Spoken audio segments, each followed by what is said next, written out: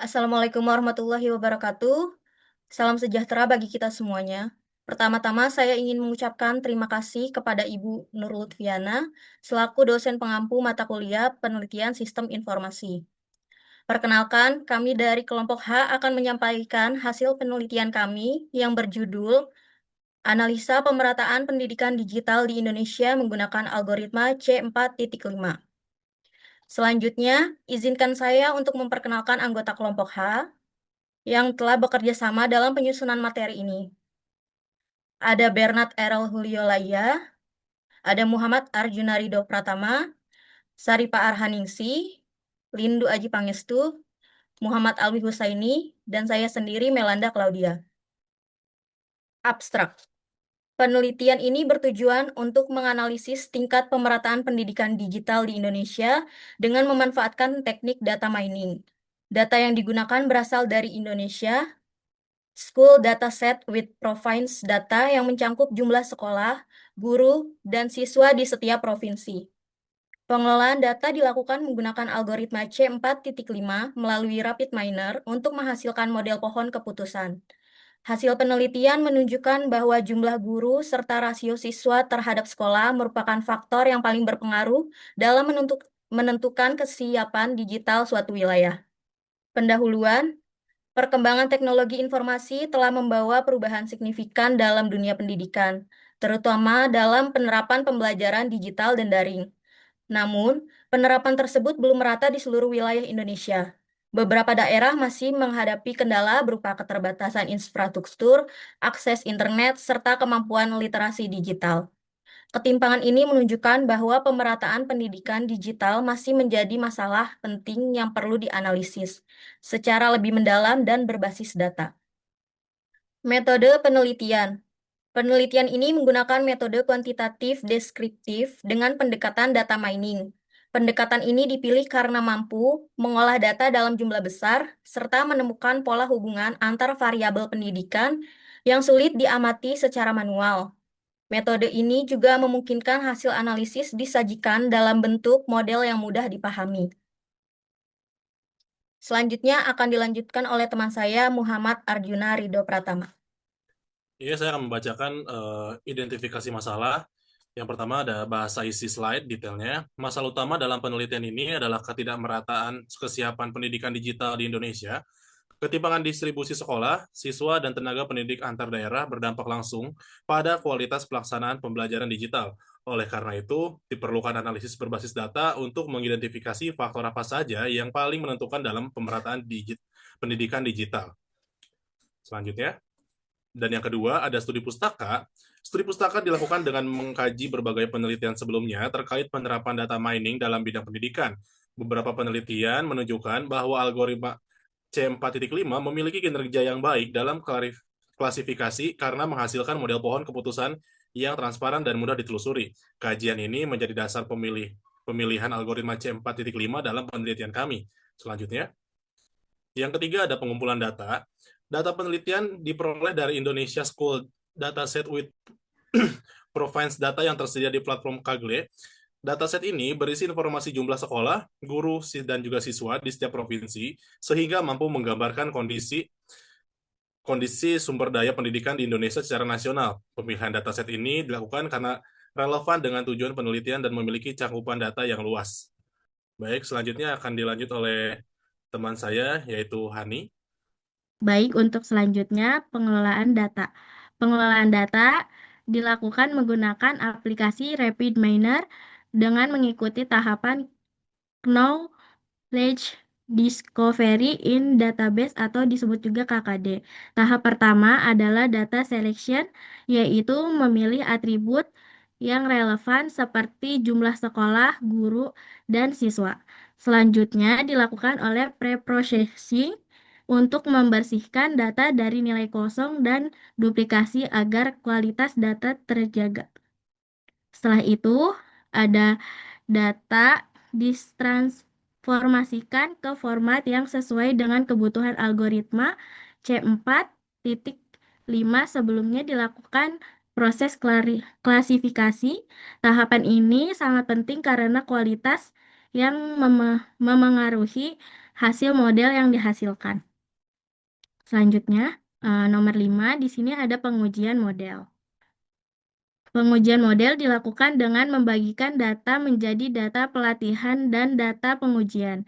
Tujuan dari tahap ini adalah untuk mengukur kinerja algoritma C4.5 secara objektif dan melihat kemampuan model dalam mengklasifikasikan data baru.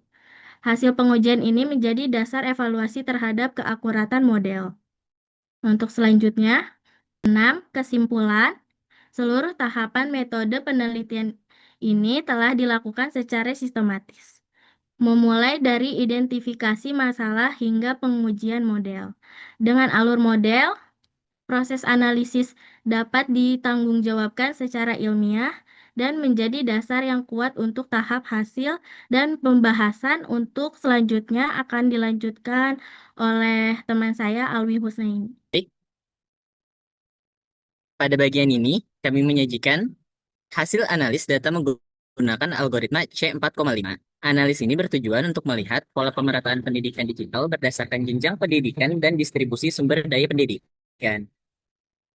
Next, pada slide ini ditampilkan struktur pohon keputusan yang dihasilkan dari penerapan algoritma C4.5 menggunakan rapid miner. Jika diperhatikan, atribut atau stage jenjang pendidikan menjadi akar atau node dari pohon keputusan. Hal ini menunjukkan bahwa dari seluruh atribut yang digunakan, jenjang pendidikan memiliki nilai information gain tertinggi, sehingga menjadi faktor utama dalam proses klasifikasi. Pohon keputusan ini membagi data sekolah ke dalam dua kategori, yaitu kategori N yang menunjukkan kondisi belum merata dan kategori S yang menunjukkan kondisi sudah merata secara digital. Setiap cabang pada pohon keputusan mempresentasikan jenjang pendidikan yang berbeda, sehingga alur klasifikasinya dapat ditelusuri dengan sangat jelas dari atas ke bawah. Model ini memperlihatkan bagaimana sistem mengambil keputusan berdasarkan pola yang terbentuk dari data. Next. Pada lanjutan struktur pohon keputusan ini, kita dapat melihat lebih detail distribusi data pada masing-masing jenjang pendidikan. Untuk jenjang sekolah dasar atau SD, jumlah data yang masuk kategori N jauh lebih besar sebagai di Indonesia. Masih belum memiliki kesiapan digital yang merata. Pada jenjang SMP, pola yang hampir serupa juga terlihat meskipun proporsi kategori S mulai meningkat. Dan pada kategori jenjang SMK dan SMA, distribusi data mulai bergeser, menunjukkan kondisi yang relatif seimbang antara kategori N dan S. Sedangkan SMK lebih dominan pada kategori S. Temuan ini mengindikasikan bahwa karakteristik pendidikan vokasi yang lebih dekat dengan teknologi berkontribusi terhadap kesiapan digital yang lebih baik. Selanjutnya, akan dilanjutkan oleh teman saya, yaitu Bernard. Baik, sekarang kita akan masuk pada aturan keputusan atau decision tree. Berdasarkan struktur pohon keputusan yang telah ditampilkan sebelumnya, algoritma C4.5 menghasilkan aturan keputusan atau decision rules. Aturan ini merupakan bentuk penyederhanaan dari pohon keputusan yang menjelaskan bagaimana sistem menentukan kategori kesiapan digital berdasarkan jenjang pendidikan. Sebagai contoh, jika stage adalah SD, maka sistem secara otomatis mengklasifikasikan ke kategori N, karena mayoritas data pada jenjang tersebut menunjukkan kondisi belum merata. Sebaliknya, jika stage adalah SMK, maka keputusan yang dihasilkan adalah kategori S yang menunjukkan kesiapan digital relatif lebih baik.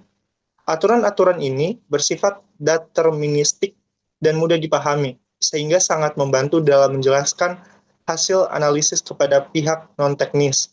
Next. Pada lanjutan aturan keputusan ini, terlihat bahwa setiap jenjang pendidikan memiliki pola keputusan yang konsisten. Jenjang pendidikan khusus seperti SLB, SDLB, dan SMPLB lebih banyak diklasifikasikan ke kategori S. Meskipun jumlah datanya relatif lebih kecil, hal ini menunjukkan adanya perhatian khusus terhadap kesiapan fasilitas digital di sekolah berkebutuhan khusus. Keunggulan dari aturan keputusan ini adalah kesederhanaannya.